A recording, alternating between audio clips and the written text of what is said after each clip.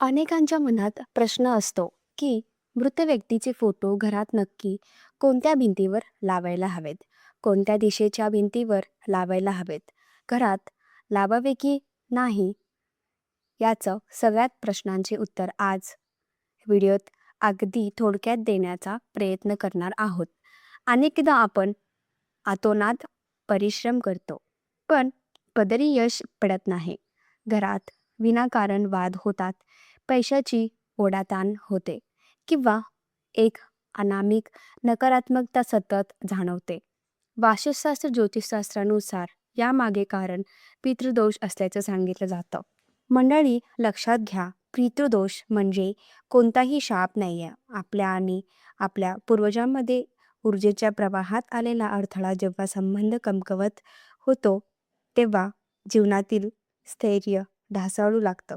ज्या घरात पूर्वजांचा सन्मान होतो तिथेच देवताही प्रसन्न होतात, असं म्हटलं जातं. वास्तुशास्त्रानुसार दक्षिण दिशा ही यमाची दिशा आणि पितरांची दिशा मानली जाते. पूर्वजात दिशेतून आपल्या जीवनात प्रवेश करतात. जर घरांची दिशा दक्षिण दिशा दूषित असेल किंवा तिथे पितरांचा योग्य सन्मान नसेल, तर वास्तूचे संतुलन बिघडते.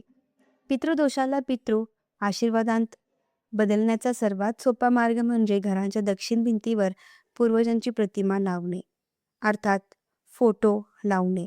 हे केवळ फोटो लावणे इतकंच मर्यादित नसून एक पवित्र ऊर्जा केंद्र निर्माण करणं आहे.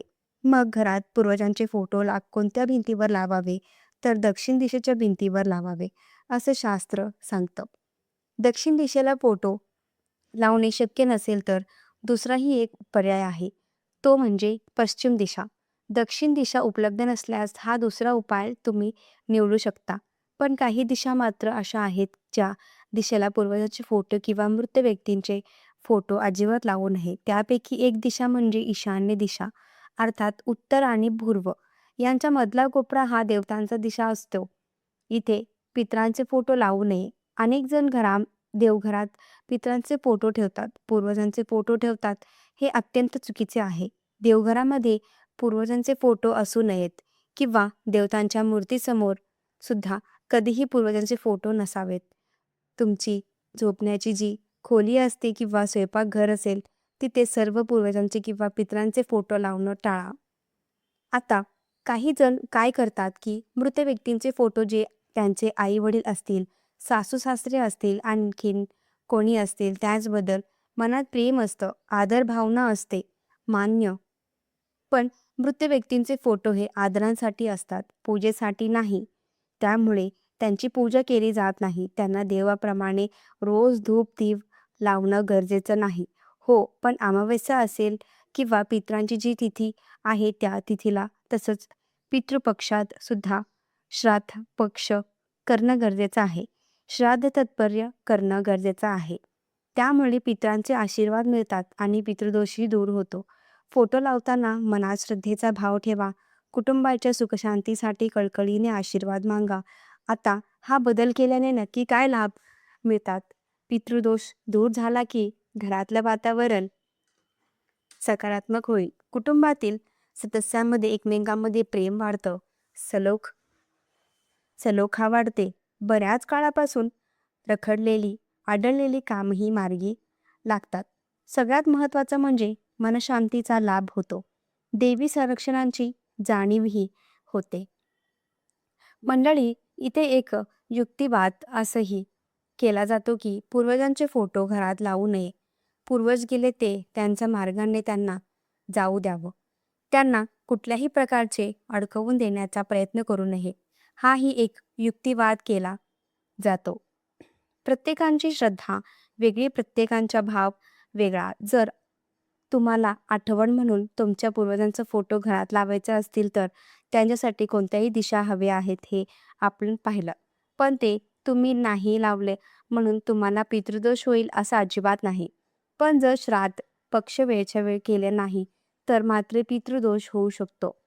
पितरांचं जे कार्य आहे, ज्याला श्राद्ध पक्ष म्हटलं जातं, तत्पर विधी केलं जातात, या कार्याला अन्याय साधारण असं म्हटलं जातं.